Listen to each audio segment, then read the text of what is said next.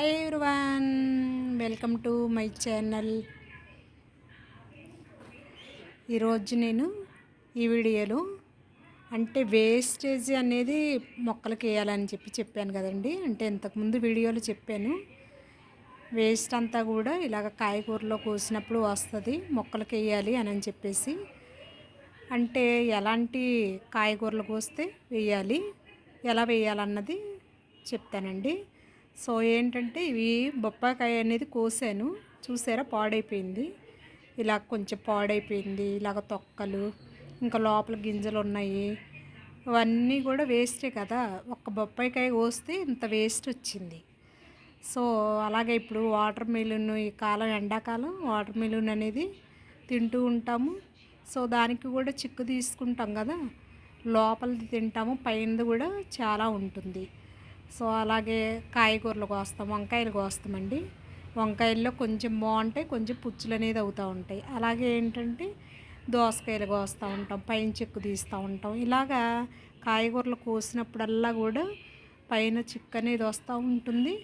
So లోపల గింజలు అనేది ఉంటూ ఉంటాయి. ఇలాంటివన్నీ కూడా ఒక ట్రబ్బులు అనేది వేసి కొంచెం మట్టి వేస్తే మొక్కలకి ఎరువు అనేది అవుతుందండి. ఒక 10 రోజులు ఆగిన తర్వాత మొత్తం కదిలించేసి శుభ్రంగా కొంచెం కొంచెం మొక్కలకి ఎరువేసినట్లయితే పూలు బలంగా పోస్తాయి, కలరు బాగా వస్తాయి.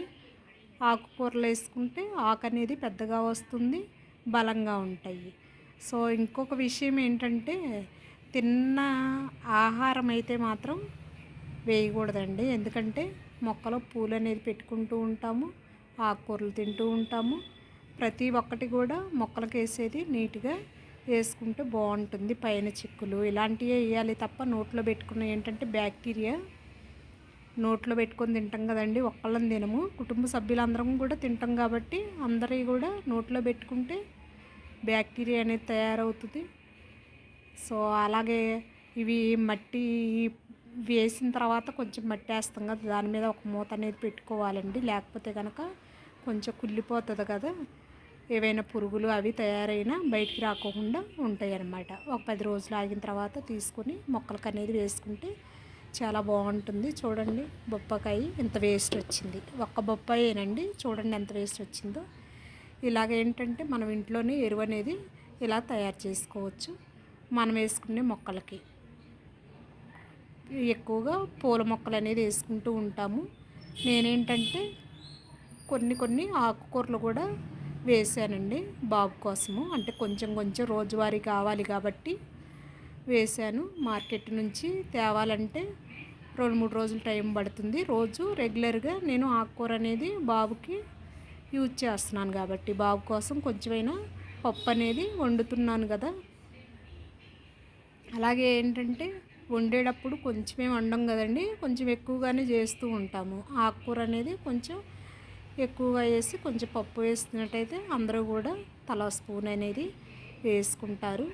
సో రెగ్యులర్గా కూడా పప్పు దినుసులు వాడవచ్చు. కాకపోతే ఎక్కువగా పప్పు వేయకుండా కొంచెం పప్పు వేసి ఆకుకూర ఎక్కువ వేసినట్లయితే పప్పు అనేది బాగుంటుంది. రోజు రెగ్యులర్గా కూడా తీసుకోవచ్చు. నేను ఆల్రెడీ రెగ్యులర్గా కూడా బాబుకి పెడుతూనే ఉన్నాను.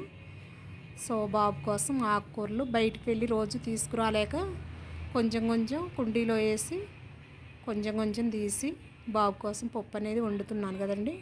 ఇలాగే ఆకుకూరలు కూడా తొందరగా వచ్చి బలంగా ఉంటాయి.